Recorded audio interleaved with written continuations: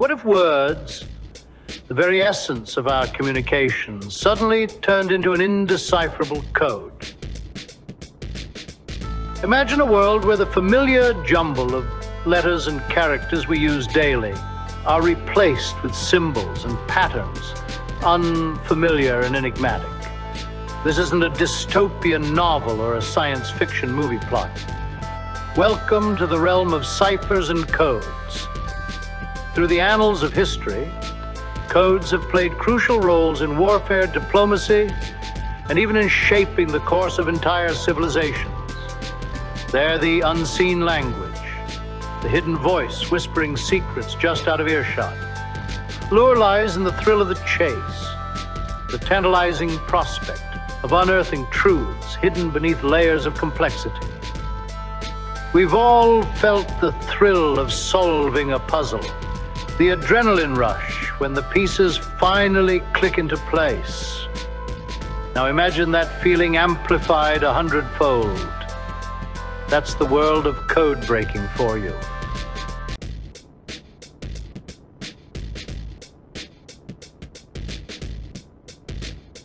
Imagine a shadowy figure, a phantom lurking in the dark corners of America's collective memory.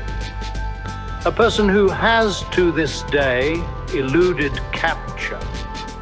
This is the Zodiac Killer.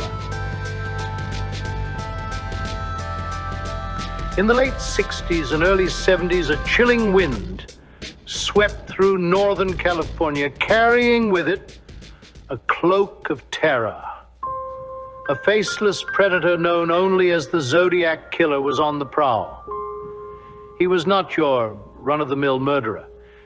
He had a flair for the dramatic and a love for the cryptic. His modus operandi, committing heinous acts and then taunting the police and the media with complex coded messages. These cryptograms, as they've come to be known as, are a chilling blend of symbols, letters, and numbers. They were puzzles waiting to be solved. A twisted game played by a cold-blooded killer. And the most horrifying part, most of these cryptograms remain unsolved to this day.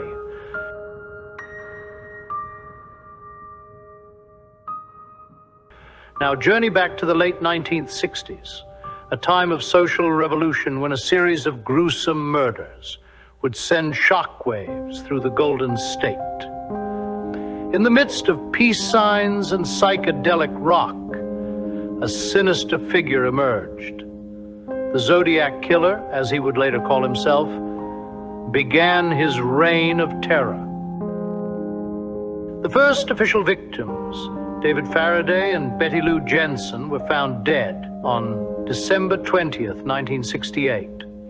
Their lives were cut short on a lover's lane in Venetia, California. But it was not until the following summer that the Zodiac truly unveiled his macabre sense of theater.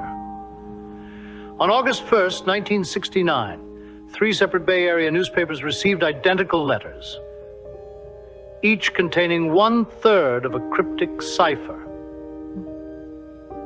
The killer claimed these coded messages contained his identity, but insisted they wouldn't be cracked easily. Days turned into weeks, weeks into months, and with each passing moment, the Zodiac's infamy grew. More murders followed, and with them more letters, more ciphers. Each one a disturbing jigsaw puzzle, teasing his pursuers, daring them to solve it. Zodiac taunted the authorities with his cryptogram, reveling in the terror he instilled. His letters, laced with threats and chilling details of the murders, were a gruesome game of cat and mouse. And as the body count rose, so did the complexity of the Zodiac codes, each one a chilling reminder of the killer's cunning and audacity. Zodiac Killer's codes were not just random squiggles on a page. They were intricate puzzles designed to taunt and confound. Unraveling these ciphers were akin to entering the mind of a madman. A chilling journey through a labyrinth of symbols and letters, his codes and puzzles, and an enduring part of his dark legacy. This shadowy figure who wants to terrorize the streets has morphed into an enigma that transcends time. His cryptic messages, shrouded in mystery, continue to challenge and bewitch, captivating both amateur detectives and seasoned cryptographers. These unsolved puzzles serve as a grim testament to the Zodiac's cunning, a stark reminder of the mind that reveled in terror and chaos. They have sparked countless theories, inspired numerous books and films, and even motivated a new generation of investigators, eager to crack the codes that have baffled experts for over half a century. The Zodiac killer may have vanished into the shadows, but his codes remain a chilling reminder of one of America's most enigmatic serial killers. Identifying himself as Sam, reached Bella on a KGO-TV talk show. He said he was the Zodiac killer and needed help. Here's how it looked and sounded. Talk to us. Just tell us what's going on inside you right now, Sam, please. I have headache. Right. How long have you had? Imagine a code so complex, so unfathomable, that it has defied the best minds for over 7 decades. Welcome to the enigma of the Taman Shud code. This cryptic puzzle was unearthed from the hidden pocket of an unidentified man known only as the Somnotan Man. A scrap of paper inscribed with these words should become the focal point of a mystery that has captivated and confounded investigators worldwide.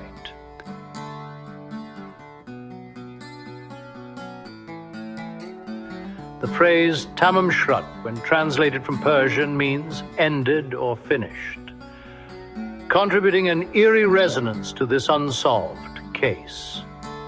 This seemingly simple phrase is a paradox wrapped in a riddle, a cryptic message that has baffled codebreakers and laymen alike. But what could it mean? Who was this man, and why was he carrying a code that no one has been able to crack? The Taman Shud code is a cryptic message that shrouds an unsolved mystery in a veil of enigma and intrigue. This riddle is not just about an indecipherable code, but also an unidentified man. Our tale takes us back to the late 40s, specifically to the serene summit on the beach in Adelaide, Australia. It was here in the summer of 1948 that a man's lifeless body was discovered, etching the first strokes of this enigmatic saga. His physical form presented no clues to his identity. No wallet, no identification. Merely a man in his mid-40s, dressed in a suit and tie, with no apparent cause of death. The circumstances surrounding his demise were no less peculiar. His body was found in an upright position, leaning against the seawall, a half-smoked cigarette resting on his collar. A scrap of paper reading Taman Shud, meaning ended or finished in Persian, was found hidden in a concealed pocket. A cryptic piece in the puzzle of a man whose life and death remain shrouded in mystery. The man's identity remains a mystery, just like the code found with him. In a twist of events, a secret compartment held more than just a scrap of paper. The plot thickened when an abandoned car near the beach was found to possess a hidden compartment, hidden within a book, but not just any book. This book bore an uncanny connection to our summit and man. It contained a code, a series of letters and numbers, haphazardly scribbled as if in haste or under duress. And this code mirrored the cryptic scrap of paper found with the unidentified man, a tantalizing clue. Surely, but alas, this was no ordinary code. It was a cipher of sorts, one that has stumped the sharpest minds and the most advanced computers, cryptologists, and code breakers. Both professional and amateur have tried their hand at breaking this code. Yet despite their best efforts, the meaning behind the letters and numbers remains locked away. The code, like the man's identity, remains an enigma, eluding code breakers to this very day. Despite the passage of time, the mystery of the Taman Shud code continues to captivate its enigmatic allure and has drawn in countless individuals, each with their theories and interpretations. The theories are as varied and fascinating as the code itself, from the chilling whispers of espionage to the tragic echoes of unrequited love. Each theory paints a distinct picture of the Somerton man's obscured past. Some suggest that the man was a spy. His identity was concealed by a cryptic code.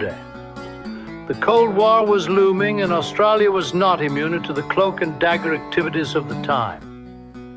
Could the Taman Shud have been a piece of a larger clandestine puzzle? A clandestine message lost in translation? Others propose the theory of a heartbreaking love story. The unidentified man, they suggest, was a jilted lover driven to despair. Is the code, in this interpretation, a final, indecipherable message of love and loss? Could this cryptic code be the last words of a heartbroken man, etched in a language only understood by him and his beloved? These theories are but a small sample of the numerous hypotheses surrounding the Somerton man. And yet, despite the countless hours dedicated by professional and amateur sleuths alike, the true identity of the man and the purpose of the code remains elusive.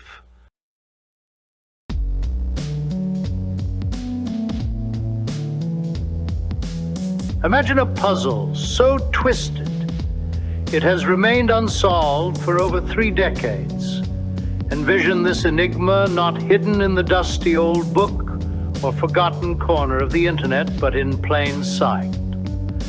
Nestled within the grounds of the C.I.A. headquarters in Langley, Virginia, this is Kryptos, a tantalizing fusion of art and cryptography, the brainchild of artist Jim Sanborn.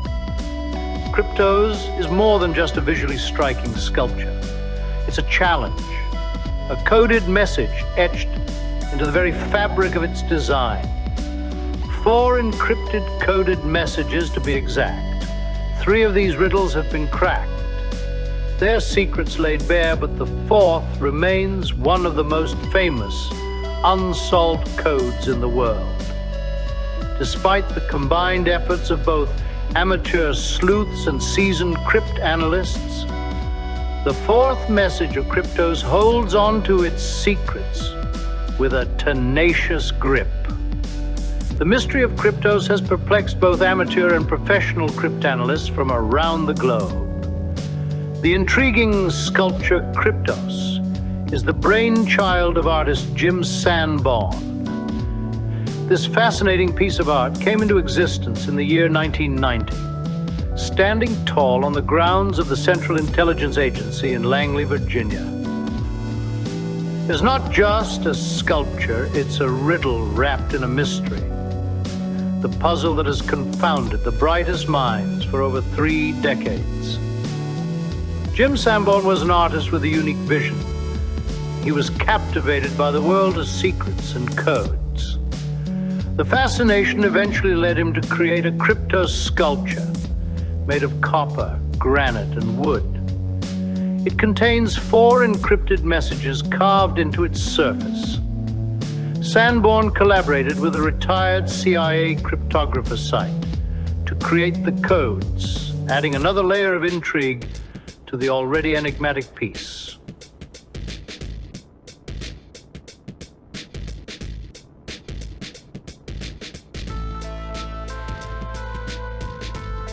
Kryptos has been a challenge not just to the public, but also to the very agency it stands in front of.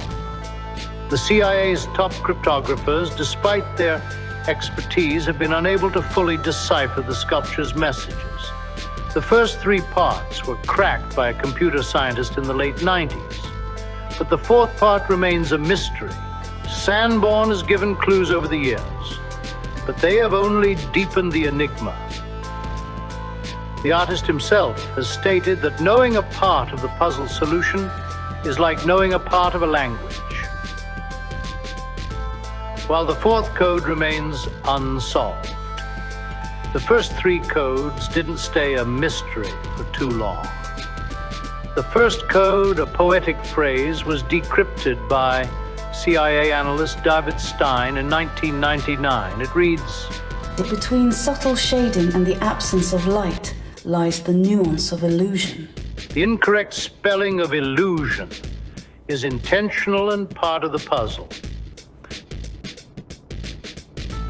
The phrase suggests that the key to understanding the sculpture lies in perceiving subtle differences or nuances. The use of light and shading may be metaphors for the encoding techniques used in the subsequent parts of the sculpture. It was cracked open like a book waiting to share its story. Its words dance around the truth, yet revealing enough to intrigue the mind. Then came the second code, a treasure map of words hinting at something buried. It was like a call to adventure, a siren song, for those with a keen sense of curiosity and a thirst for discovery. It was solved by Jim Gillogley in 1999. It reads like an enigmatic radio call, marking out some incredible find. This is how it reads exactly. It was totally invisible. How's that possible? They used the Earth's magnetic field, X. The information was gathered and transmitted underground to an unknown location, X. Does Langley know about this? They should. It's buried out there somewhere. X. Who knows the exact location? Only www. This was his last message. X. 38 degrees, 57 minutes, 6.5 seconds north. 77 degrees, 8 minutes, 44 seconds west, X. Layer 2. The third code, a paraphrase of an archaeologist's account of opening a tomb, was a testament to the human spirit of exploration. It echoed the thrill of uncovering secrets, the long-forgotten joy felt by dusting off the sands of time to reveal truths hidden beneath. It reads as follows. Slowly, desperately slowly, the remains of the passage, debris that encumbered the lower part of the doorway, was removed. With trembling hands, I made a tiny breach in the upper left-hand corner. And then, widening the hole a little, I inserted the candle and peered in. The hot air escaping from the chamber caused the flame to flicker. But presently, details of the room within emerged from the mist. X, can you see anything? Q. Jim Sanborn, the artist behind the Kryptos sculpture, revealed the solution to the third part of Kryptos in 2006 during a celebration of the 20th anniversary of the sculpture's dedication. The decision to reveal the solution was likely influenced by a combination of factors, including the desire to provide closure to the puzzle enthusiasts and to acknowledge the passage of time since the installation of the artwork. By that point, the first two parts had already been deciphered by individuals outside of Sanborn's intentions. So revealing the third part may have been a way for him to take control of the narrative and ensure that accurate information about the sculpture was available.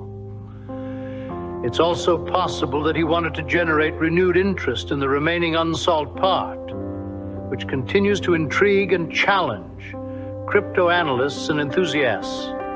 In November 2010, Sanborn released a clue, publicly stating that NYPV-TT, the 64th through 69th letters in passage 4, become Berlin after decryption.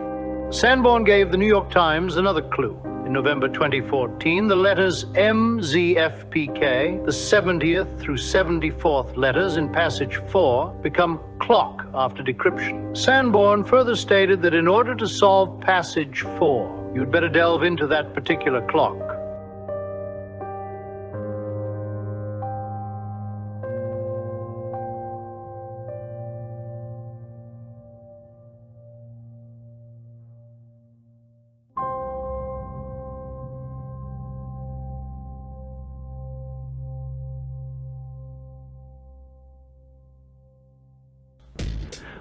All right then, that will be all for now. I suppose you're off to the TikTok and what have you. Well, that's fine for you, I suppose, but always remember, somewhere, evil echoes in the dark.